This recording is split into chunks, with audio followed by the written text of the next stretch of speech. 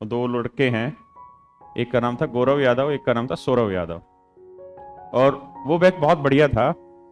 उसमें टॉप 10 में जितनी रैंक आए थे ना, सारे मेरे बच्चे थे, मतलब मेरे पढ़ाए हुए स्टूडेंट थे उस बैच में।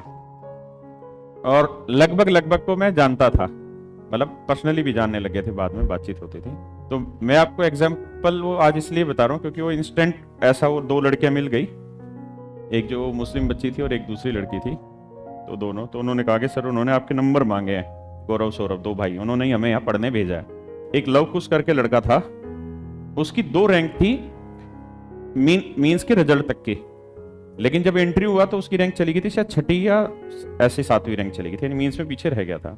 तो ये जो गौरव है, इसका मैं आपको रियल एग्जांपल बता रहा हूँ। ये गौरव सौरभ 2 भाई थे। जो सौरभ था वो यूपीएससी की तैयारी कर रहा था। सौरभ जो था वो सच में बहुत ब्रिलियंट बच्चा था, मेरे पास पढ़ता थे दोनों ही भाई, लेकिन वो सच में बहुत सिंसियर, बहुत समझदार, बहुत होशियार बच्चा था। प्री में जो इंग्लिश का पेपर था उसमें 50 क्वेश्चन आते थे, तो उस 50 क्वेश्चन में 50 के 50 उसके ठीक थे, 50 पे 50 नंबर आए थे प्री में इंग्लिश में। ये जो मेरी 7300 मैथ वाली बुक है ना, ये उन बच्चों ने ही लिखी हुई है जो ये टॉप 10 आए थे ना उस समय। तो इन्होंने उस समय आखिरी में आए थे, तो इनमें से बहुतों ने कहा कि भाई हम आपके लिए क्या कर सकते हैं। तो मैंने कहा काम करो थोड़े दिन फ्री में। अच्छे बच्चे थे, तो इनसे सबसे जुड़ाव सा हो गया था मेरा। तो मैं आपको ये एग्जैक्ट रियल कहानी बता रहा हूँ कि किस्मत कैसे साथ देती है और कैसे धोखा देती है। तो जो सौरभ लड़का था, बहुत ब्रिलियंट, बहुत होशियार, और उसके इंग्लिश में 50 में 50 नंबर आए। मेरा उससे वैसे ही थोड़ा जुड़ाव हो जाता, अट्रैक्शन हो जाता। बहुत सारे बच्चे पहली नजर में भा जाते हैं, पता नहीं क्या होता है, वो भा जाते हैं बच्चे मन में, और उसके लिए एक सॉफ्ट कॉर्नर हो जाता मन में। तो मैंने उससे पूछा कि यार तेरी इतने अच्छे नंबर आया कैसे रहे इंग्लिश में। तो उसने उस समय मुझे बताया था कि सर मैं बेसिकली इंग्लिश की कोचिंग नहीं लेता कहीं, मैं मैथ पढ़ता हूँ के पास, बाकी मैं यूपीएससी की तैयारी करता हूँ। मेरी क्या हैबिट इतनी अच्छी हो गई कि मैं डेली 2 घंटे द हिंदू पढ़ता हूँ। तो द हिंदू पढ़ने से मैं इतना हैबिचुअल हो गया हूँ कि मुझे पता चल जाता है कि इस सेंटेंस में कहाँ करेक्शन है और क्या रिक्वायरमेंट है इस सेंटेंस की और क्या करेक्शन थी। और उसने कोई बुक भी नहीं पढ़ी थी, सच बात यह है। और उसके 50 में 50 नंबर थे। फिर हुआ मेंस का पेपर, उसका भाई था गौरव यादव, अभी वो सुपरिटेंडेंट है, वो कस्टम इंस्पेक्टर लगा था मुंबई में, वो सुपरिटेंडेंट है। दोनों ने एक साथ फॉर्म भरा था एसएससी का। गौरव जो था वो इतना शैतान था, और मैं उसको बहुत अच्छे से पहचानता था, और मेरी नजर में वो सबसे गंदा बच्चा था। मतलब इतना वो शैतान किस्म का था, हद से ज्यादा शैतान किस्म का था। 2 भाई हैं तो पहचान में आता है ना, जैसे अनमोल हुआ, नरेंद्र हुआ, ये अलग से ही पहचान में आता है क्योंकि पंजाब के 2 ही बच्चे हैं जो पगड़ी पहने हुए हैं, तो ऐसे वो पहचान में आ जाते हैं। बहुत शैतान था वो, पढ़ाई में बहुत होशियार नहीं था। 24 घंटे में 8-10 घंटे सोता होगा, और 10-12 घंटे वो जो मैंने एक काम बताया इस काम में व्यस्त रहता होगा, ऐसा उसका ट्रेंड था। और 2-3 घंटे की कोचिंग होती थी, उसमें वो आता था क्योंकि उसका भाई, बड़ा भाई पढ़ रहा होता था वो, और कुछ वो मेरे से डरता था इस वजह से, बाकी वो सारे दिन शैतानी में उसका दिमाग रहता था। हुआ मींस का पेपर, गौरव का मैथ बहुत अच्छा था, मैथ में उसमें प्री में उसके 50 में 50 थे, बाकी सब में वो ढुलकता रहता था। फिर हुआ मेंस का पेपर, और मेंस में भी उसके मैथ में अच्छे नंबर थे, 200 में 200 तो उस समय किसी के नहीं आते थे। ये तो अब ट्रेंड हुआ है पेपर इतना आसान, वरना उस समय क्वेश्चन थोड़े टफ रहते थे कुछ कुछ। तो उसके अच्छे खासे नंबर थे 190 प्लस करके।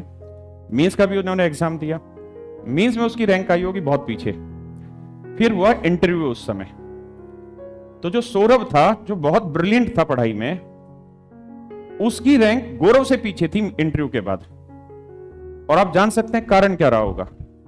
जो सौरभ था वो शायद बीटेक कर रहा था, या पता नहीं कोई अच्छी कोई वो कर रहा होगा क्वालिफिकेशन उसकी, ग्रेजुएशन, मुझे एग्जैक्ट याद नहीं है। सौरभ इस समय यूपी में एसडीएम है, सब डिविजनल मजिस्ट्रेट है। अभी इन लड़कियों ने मुझे आज बताया, तो मुझे याद आई वो कहानी, तो मुझे लगा आपको बताऊंगा। गौरव ने पढ़ाई में चूंकि महानिकम्मा था वो, उसने कर रखा था होटल मैनेजमेंट का कोर्स, जिसमें पढ़ने की जरूरत होती नहीं। मेरा भी सिलेक्शन हुआ था, तो इंटरव्यू पैनल बैठता था, 5-5 4-4 बूढ़े बैठते थे और वो इंटरव्यू लेते थे, और वो पके हुए होते थे बहुत बुरी तरीके से।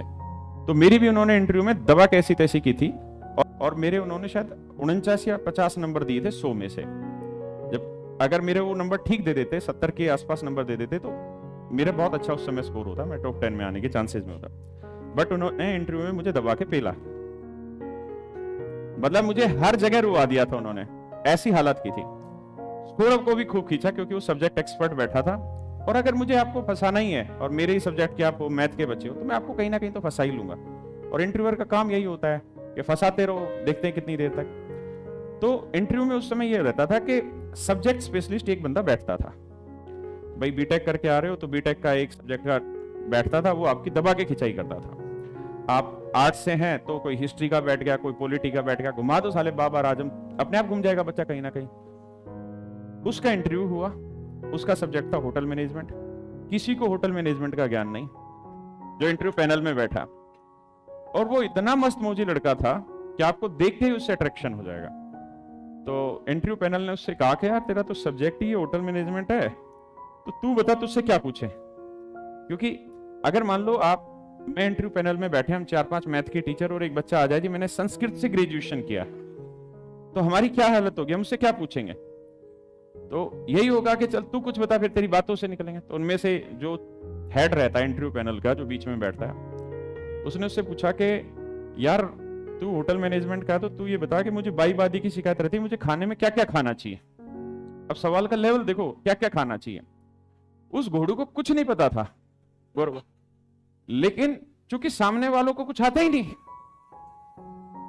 और उसने इतना जबरदस्त बोला वहां पे, और कुछ का कुछ जो भी उसके मन में आया उसने बोल दिया। आलू खा लो, चिप्स खा लो, ये खा लो, जो उसको बोलने लगा होगा बोला।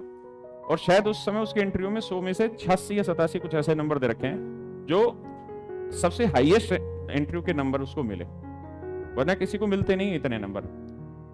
और उस वजह से उसकी जो रैंक थी उसके भाई से अच्छी आ गई, जो बहुत ब्रिलियंट था सौरभ पढ़ने में, उससे अच्छी रैंक गौरव की आ गई। उसके बाद गौरव ने ज्वाइन किया मुंबई, दोनों का ही एक्साइज में ही आया था। गौरव का कस्टम इंस्पेक्टर मिला और सौरभ को एक्साइज इंस्पेक्टर मिला। लेकिन सौरभ यूपीएससी की तैयारी कर रहा था, उसके बाद मेरा टच हट गया था। तो आज इस बच्ची ने बताया कि उसने यूपी पीसीएस क्लियर किया होगा, जो यूपी में स्टेट सर्विस कमीशन होता है, तो उसके थ्रू उसका एसडीएम में सिलेक्शन हुआ। तो आपको एक बात वहां से समझ में आई क्या, कि किस्मत बहुत बार आपको पलट भी देती है। आप कितने ब्रिलियंट हो, फिर भी आपको इंटरव्यू में दबा के खराब कर दिया, क्योंकि आपका सब्जेक्ट ऐसा होगा, बीटेक आपने की हुई है और बीटेक वाला वहां पे कोई एक्सपर्ट बैठा हुआ है और उसने आपको धर के दबा दिया वहां पे। वहीं एक ऐसा बच्चा आ गया जो महानिकम्मा, महाशैतान, लेकिन इंटरव्यू पैनल में उसका सब्जेक्ट वाला कोई है ही नहीं, तो जो उसने बोलना वही गीता कुरान था इंटरव्यू वालों के लिए, इसलिए उसको दबा के नंबर दिया और उसकी इतनी बढ़िया रैंक मिल गई। तो जीवन में बहुत बार जो ऐसे शैतान होते हैं ना, मतलब जिन्होंने सारे जीवन मस्ती काटी है, वो इतना बढ़िया सिलेक्शन लेते हैं और इतना बढ़िया जीवन जी रहे होते हैं जिसकी कोई कल्पना नहीं कर सकता। उसकी बहुत अच्छी रैंक आई और मैं बाद में ये अफसोस करता रहा कि यार ये सौरभ इतना बढ़िया बालक था, ये कैसे पीछे रह गया, क्योंकि उसकी रैंक बहुत कम रह गई उससे। क्योंकि आप समझते हैं कि ऊपर के 3-4 हजार बच्चे होते हैं ना, उनमें बहुत ज्यादा फर्क नहीं होता, मुश्किल से 10 से 12 नंबर का गैप होता है, समझ रहे हो ना। 1-1, 2-2 नंबर के गैप पे पता नहीं कितने हजारों बच्चे पीछे रह जाते हैं। और एक इंटरव्यू में किसी को 50 नंबर मिल जाए और एक किसी को 87 नंबर मिल जाए बेकाम के, तो 37 नंबर का गैप अपने आप में आपको फर्श से उठा के, या मतलब बिल्कुल लेवल से उठा के आसमान पे पहुंचा देता है। तो उसी बैच की वो बच्ची थी जिसकी रैंक 1 या 2 थी, जो मैं आपको कह रहा था लड़की की। इसलिए किस्मत बहुत जरूरी होती है ऐसी जगह पे आके। मेरे साथ इंटरव्यू में हुआ, मेरे को भी उन्होंने बहुत खींचा और एक स्टेज के बाद मैं भी इतना फ्रस्ट्रेट हो गया कि मैं उनको उल्टा खींचने लग गया, और उसके चक्कर में उन्होंने मेरे को फिर सही खींच दिया नंबर में। तो किस्मत बड़ी जरूरी है आदमी की कामयाबी के लिए। और किस्मत किस चीज से आती है? किस्मत आती है आपके सामाजिक व्यवहार से। हो सकता है कि गौरव ने कुछ सामाजिक व्यवहार इतना अच्छा रख रखा होगा कि सब, या समाज में बाकी लोगों के प्रति उसका रवैया इतना बेहतरीन होगा कि, मतलब बहुत होते हैं, ऐसा नहीं कि लड़की से बात कर रहा है तो गलत ही होगा, मतलब कुछ ना कुछ तो होगी उसमें क्वालिटी कि उसको सभी पसंद करते थे, और समाज में भी उसके माँ बाप वगैरह उसको प्यार ही करते होंगे, या जो समाज होगा उसको कुछ सही नजर से देखता होगा कि अच्छा बच्चा है ये वो। तो किस्मत बनती है सामाजिक नजरिए से कि हम अपना व्यवहार समाज के प्रति कैसा रखते हैं, अपने टीचर के प्रति कैसा रखते हैं, माँ बाप के प्रति कैसा रखते हैं, समाज के प्रति कैसा रखते हैं, लड़कियों के प्रति कैसा रखते हैं। तो पॉजिटिव रहना चाहिए तो आपकी किस्मत अच्छी होगी।